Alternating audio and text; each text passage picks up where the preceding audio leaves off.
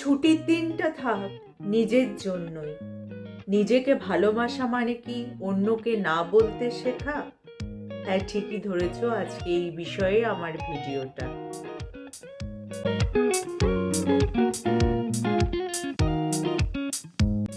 Hello friends, welcome back to my channel. আমার সব বন্ধুরা কেমন আছো? নিশ্চয়ই সুস্থ আছো এবং ভালো আছো। দেখবে ছুটির দিনে কিন্তু আমরা নিজেদের মতো করে একটু সময় কাটাতে চাই। চেয়ারে বসে গল্পের বই হাতে আমরা ঘন্টার পর ঘন্টা সময় কাটিয়ে দিতে পারি।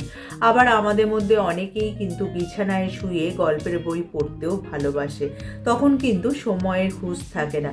কিন্তু নিজেদের মতো করে কি ছুটির দিনটা আমরা কাটাতে পারি? কারণ আমাদের বাবা মা আত্মীয় স্বজন বা প্রিয় মানুষটির দরকারে এই কাজ ও কাজ আমাদের করতেই হয়, যার ফলে কিন্তু আমাদের নিজেদের মতো করে দিন যাপন কি আর সম্ভব হয়?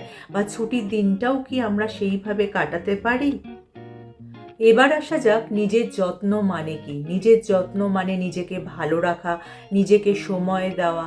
তবে নিজের যত্ন মানে কি রূপচর্চা, নাকি সুগন্ধি মোম জ্বালিয়ে ঈষদুষ্ণ গরম জলে গা ভেজানো? সেটা কিন্তু একদমই না। সেটা হতে পারে একলা ঘরে নিজের সঙ্গে কিছু সময় কাটানো। কারণ এর সংজ্ঞা কিন্তু এক এক মানুষের কাছে এক এক রকম।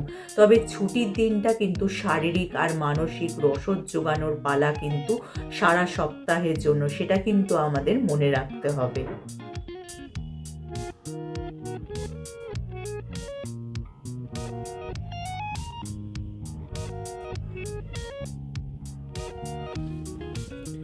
বই পড়া, নিজের সাথে কিছুটা সময় কাটানোও কিন্তু সেলফ কেয়ারের মধ্যে পড়ে। দেখো, বইটার নাম সেলফ কেয়ার। বাবা মায়েরাও অপেক্ষা করে থাকে ছুটির দিনে সন্তানের সঙ্গ পাওয়ার জন্য।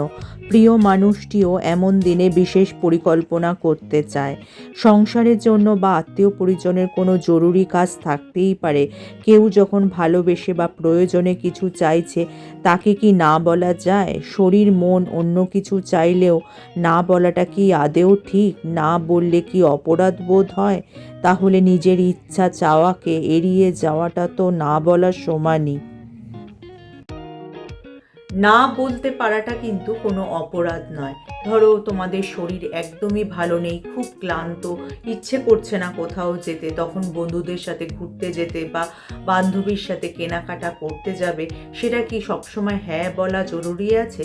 তোমরা কিন্তু সেক্ষেত্রে সেটাকে না বলতেই পারো।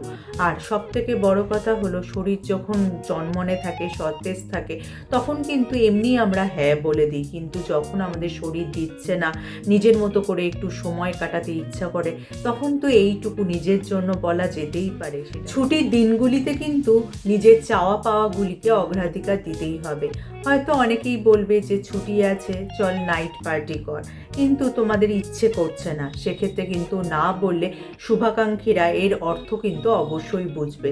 তোমাদের হয়তো ইচ্ছে করছে নিজেদের মতো করে একটু সময় কাটাবে, বই পড়বে, গান শুনবে, খেলা দেখবে।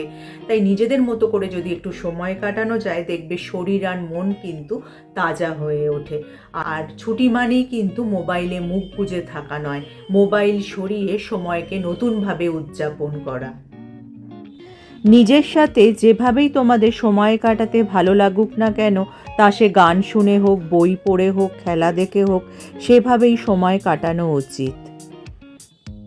আর সবশেষে বলবো, যা আমাদের ইচ্ছে করছে না বা ভালো লাগছে না, তা এড়িয়ে চলাই ভালো। আর যা ইচ্ছে করছে সেটাকেই কিন্তু গ্রহণ করো। আর নিজের যত্ন নেওয়া মানে নিজেকে বোঝা, নিজেকে ভালো রাখা এবং নিজের সাথে সময় কাটানো। তাহলে যদি আজকে আমার এই টিপসগুলি তোমাদের একটু হলেও উপকারে আসে বা তোমাদের কাজের মনে হয়, তাহলে কিন্তু লাইক আর শেয়ার করে দিতে ভুলো না। আর যারা আমার এই চ্যানেলটা প্রথম দেখছো, চ্যানেলটাকে অবশ্যই সাবস্ক্রাইব করে নিও এরকম উপযোগী ভিডিও আরও দেখার জন্য। তার পাশে যে বেল আইকনটা আছে, ওটা প্রেস করে অন করে দিও, যার ফলে যখনই আমি ভিডিও আপলোড করব, নোটিফিকেশান তোমাদের কাছে পৌঁছে যাবে। আজ তাহলে আসি, আবার দেখা হবে আগামী পর্বে।